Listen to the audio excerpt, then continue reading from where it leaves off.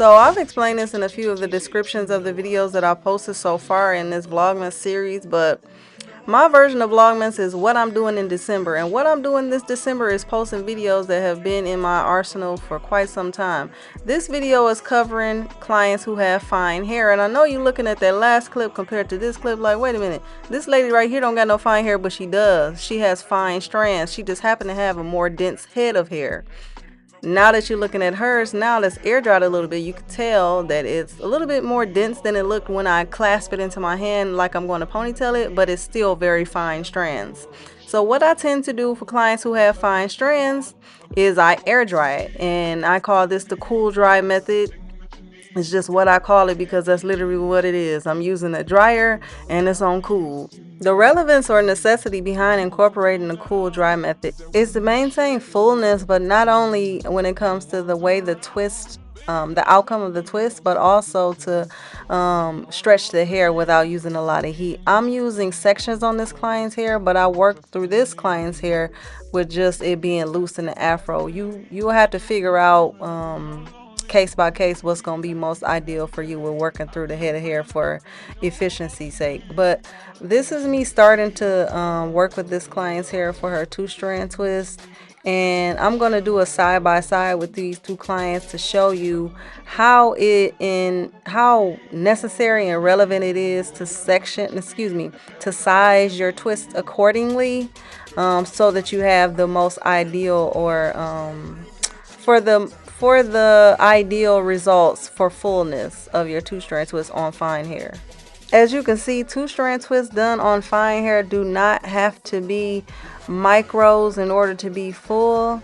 Everything is all about technique and application. So I'm going to do side by sides, as I stated, through the duration of this video, to compare that even with a more dense head of hair, they both render a full look at the end result. So another thing I failed to mention was that when it comes to doing 2-strand twists and using the cool dry method for fine hair strands, I opt to incorporate cool dry as well for okay, so here's the thing. You can have a curly looking, like a very, how do I say it? Like almost not structured. It's not a structured, consistent looking twist if you do it on damp hair. And that was one of the reasons why I kind of had to, through time, trial and error, figure out a way to have a more polished, uniform looking twist on people who have a looser, well, not necessarily, well, yeah, looser curl pattern, fine hair, kinky hair, but fine strands. All these different combinations forced me to kind of like figure out how to have a more full uniform head of twist without, basically being able to give the client a more polished finished look. So that's one of the main reasons why I started cool drying hair, because clients will have like looser curl patterns and their twist will be kind of like not looking like 2-strand twists. Now the style would be called 2-strand twists, and that's the service that I provided, but it wouldn't look like this. That would be kind of like all whimsical looking. I don't know how to describe it, but you've seen it out there, people who do that 2-strand twist on damp hair, and there's nothing wrong with that. But if you're paying for a service, it should look good and you should have longevity. And I know that incorporating these things to give it more structure do help with longevity. It helps to control the hair because it's stretching the hair. And now with a side-by-side comparison, doing the exact same technique as it relates to installing the 2-strand twist, but this is just a person who has a less dense head of hair and a little bit of a different curl pattern compared to the client who has a like deep brown off black hair, as you can see. These days, people are so strung out on perfect parts that it kind of like distorts the idea of things being natural, but that's another topic for another day. But for me, in my house, as they say, but no, all seriousness, I prefer natural parting. Some call it U-parting.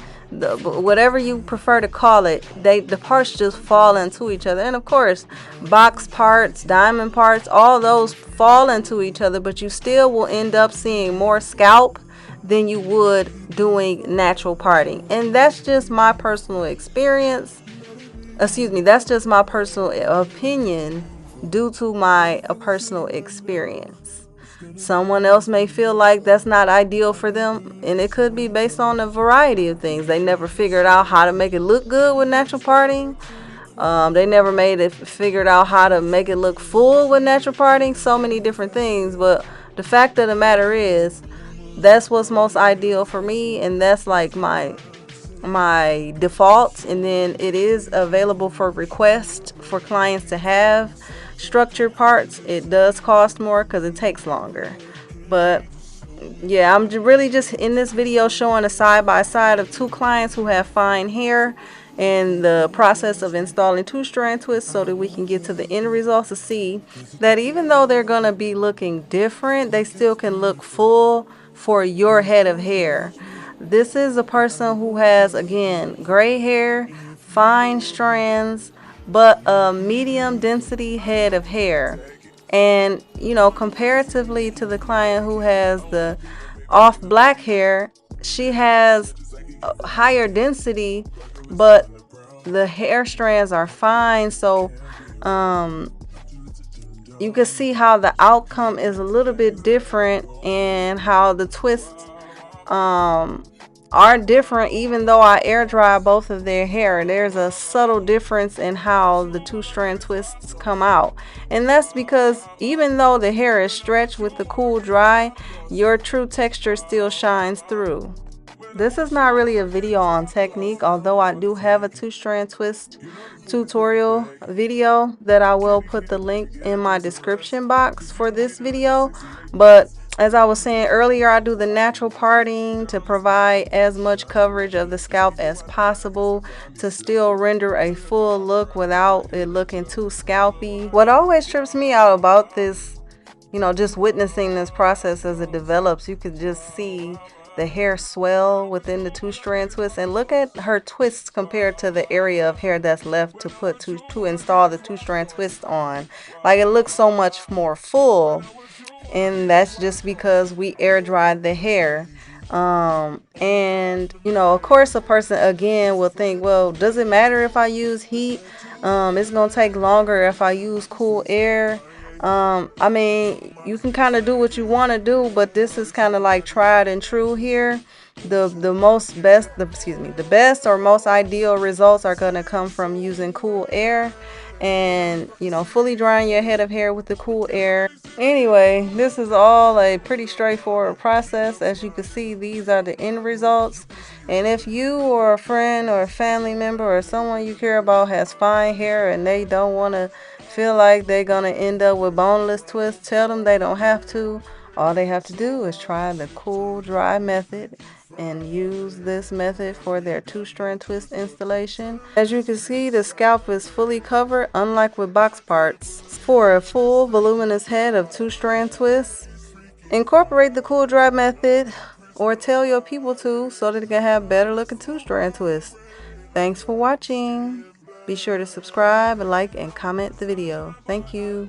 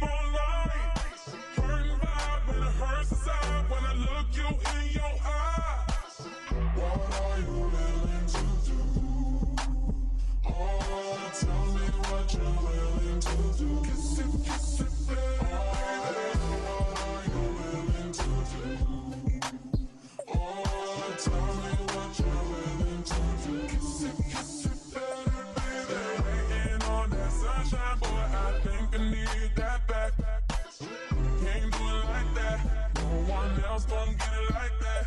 So are you here? Here to take me back. Who cares when it feels like crack? Well, you know that you always do it right. Man, fuck your pride. Just take it on back, boy. Take it on back, boy.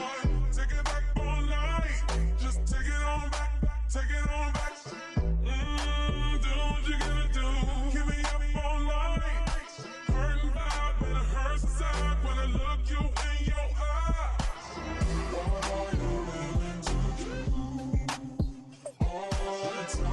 what you're willing to do. Yes,